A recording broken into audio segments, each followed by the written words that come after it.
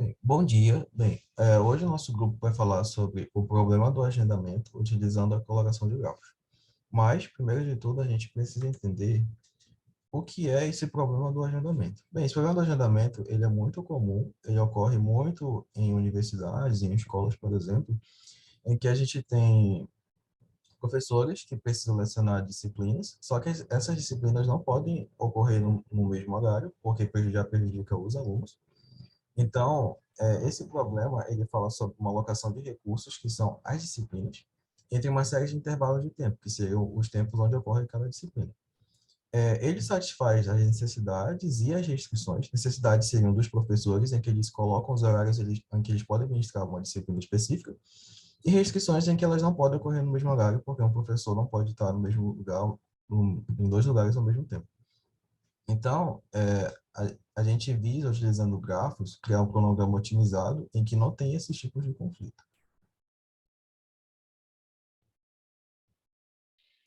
O problema da coloração de grafos consiste basicamente em, dado um grafo, você vai colorir cada vértice ou aresta dele com uma cor específica, seguindo um padrão de regras. Basicamente, nesse tipo de problema, a gente quer sempre o caso mais otimizado, ou seja, dado um grafo, como a gente pode colorir com um número mínimo de cores, de modo que cada vértice não tenha uma cor igual à do seu vértice vizinho. Geralmente, esse tipo de algoritmo ele funciona da seguinte forma. Você escolhe um vértice e todos os vizinhos dele você colore com a cor oposta à dele. Aí você vai fazendo esse processo para cada vértice do grafo, de modo que nenhum vizinho tenha cor igual à do outro. É basicamente dessa forma que funciona.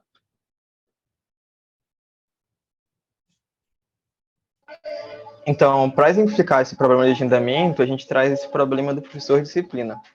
Para entrar desse problema, a gente tem o número T de professores e o número N de disciplinas. E a gente precisa obter o número P de períodos para elaborar um calendário, sendo que esse número P ele precisa ser o menor possível. Então, como restrição, a gente tem duas restrições aqui. A primeira é que cada disciplina ela só pode ser ministrada por um professor em um período, e a outra é que cada professor só tem que lecionar, no máximo, uma disciplina nesse mesmo período. Então, nessa tabela aqui ao lado, a gente consegue observar que o professor T1, por exemplo, ele poderia ministrar a disciplina N1 duas vezes, a disciplina N3 uma vez e a disciplina N4 uma vez. O professor 2, por sua vez, ele pode ministrar a disciplina 2 uma vez e a disciplina 4 uma vez. Então, vamos para a solução. Esse problema ele pode ser resolvido utilizando um grafo bipartido, né? Onde cada vértice do grafo ele é ou professor ou uma disciplina. Dessa forma, para a gente conseguir ter a abordagem de um grafo bipartido, um professor não pode ter uma aresta ligando a outro professor, uma disciplina não pode ter uma aresta ligando a outra disciplina. Então, a gente tem como as arestas as conexões entre professores e disciplinas. A solução que a gente vai obter, ela vai ser obtida a partir da coloração desse grafo, né, de uma forma correta, e a gente vai ter que o número cromático, ou seja, o número mínimo de cores para colorir esse grafo, ele vai ser o número mínimo de períodos. Bem, e com base na solução apresentada no slide anterior, a gente consegue montar essa tabela, em que cada coluna ela tem um período, e cada período é representado pelas cores que estavam na solução anterior. Bem, a gente tem com que cada aresta ela é representada na tabela como qual professor leciona uma disciplina determinada.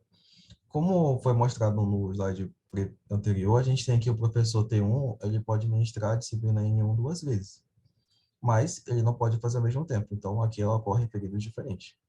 E todas as restrições em que um professor não pode se conectar com outro professor e uma disciplina não pode se conectar com outra, elas estão sendo obedecidas aqui nessa tabela dos resultados. E essa foi a nossa apresentação. E essa foi de onde a gente tirou. Esse site foi de onde a gente tirou as nossas referências. E foi isso.